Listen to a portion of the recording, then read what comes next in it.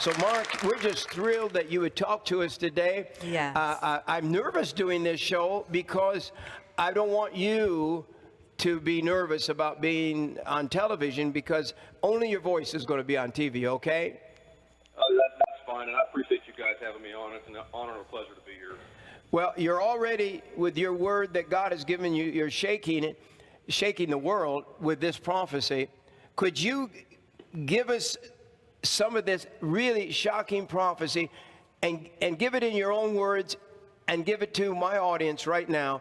And I want everybody to listen to what God spoke to him in 2011. Is that right? That's correct.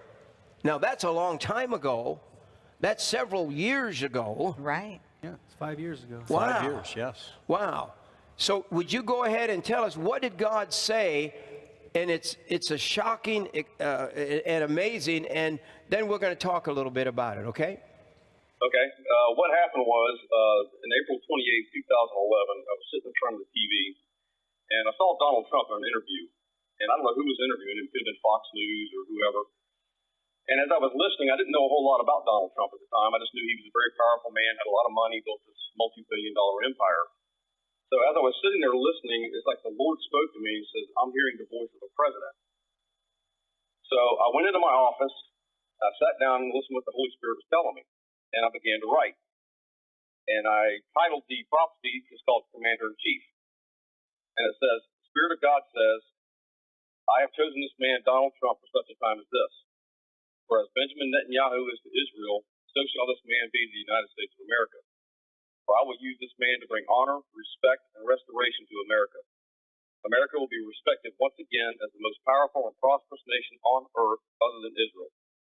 The dollar will be the strongest it has ever been in the history of the United States and will once again be the currency by which all others are judged. The Spirit of God says the enemy will quake and shake and fear this man I have anointed. They will even quake and shake when he announces he is running for president. It will be like the shot heard across the world. The enemy will say, what shall we do now? This man knows all our tricks and schemes. We have been robbing America for decades. What shall we do to stop this? The Spirit says, ha! No one shall stop this that I have started. For the enemy has stolen from America for decades, and it stops now. For I will use this man to reap the harvest that the United States has sown for, and plunder from the enemy what he has stolen, and return it sevenfold back to the United States. The enemy says, Israel, Israel, what about Israel? For Israel will be protected by America once again. The Spirit says, yes, America will once again stand hand in hand with Israel, and the two shall be as one. For the ties between Israel and America will be stronger than ever, and Israel will flourish like never before. The Spirit of God says, I will protect America and Israel, for this next president will be a man of his word. When he speaks, the world will listen and know that there is something greater in him than all the others before him.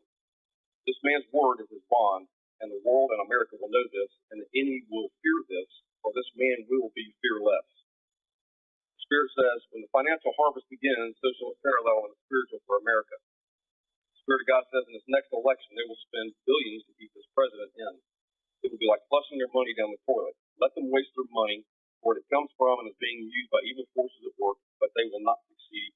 For this next election will be a clean sweep for the man that I have chosen. They will say things about this man, the enemy, but it will not affect him. And they shall say it rolls off of him like the duck, for as the feathers of the duck protect it, so shall my feathers protect this next president. Even mainstream news media will be captivated by this man and the abilities that I have gifted him with, and they will even begin to agree with him, says the Spirit of God. Wow. Praise God. Now, you know, Now, Mark, when you got that word, you wrote it down. Did you kind of wonder, God, is this really you? Well, when I was watching him in the interview, it was like, it just hit me like a ton of bricks. I'm listening to the voice of the president. So when I wrote it down, I sat on it and just, prayed about it, and it just made sense at the time. I mean, it really rang in my spirit hard that this was from God.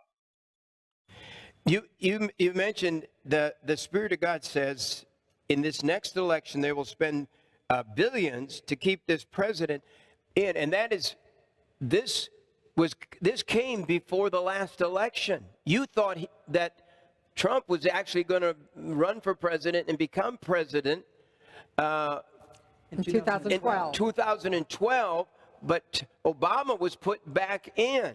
Is that right? Correct. I had written this prophecy, and I wrote another one called The Great Horse, that there was another Triple Crown winner coming. And I wrote that one about 4 months after, actually 2 months after I wrote the Donald Trump prophecy. And I thought all of this was supposed to go down in 2012. And so what happened was the Lord had me take there's a whole D-Day World War II component to this whole end time harvest, and I can explain that a little later. But God had me write General Eisenhower's D-Day speech, and he had me rewrite it and address it to his army. So when I did that, I laid all this stuff aside. Now, all this was supposed to happen in 2012. Well, 2012 came and went. Donald Trump didn't announce he was running. And then the Great Horse, we didn't have a Triple Crown winner that year. So I thought I had truly missed all of this, so I just set them aside. Well, fast forward to 2015, I was watching the Triple Crown race, and American Pharaoh was up, and he won it. Well, I thought, well, let me pull that prophecy back out and see what it says. And then I was on the phone with my sister, and she says, wait a minute, what is the day today? And I said, it's D-Day. So then I went back and I pulled the D-Day speech out because I don't have a platform. And I heard the Lord say, release the speech. So I released it to people like Culverts and some friends. And all the stuff came together. And then 10 days later, on June 16th, Donald Trump announced he was running for president. So then I went back and I pulled all this together, pulled it out. And God had brought all this together in a 10-day period. And I said, Lord, did I miss this? And he said, no. He says, go back and research the horse that was running in 2012. So I went back and it was, I'll have another. And I thought that was strange. I thought it meant I'll have another drink. And the Lord said, no, I'll have another one coming. Because my people were not ready in 2012. He said, I held it off because they needed another 3 or 4 years to get a righteous anger and rise up and say, enough is enough. And that's what you're seeing taking place.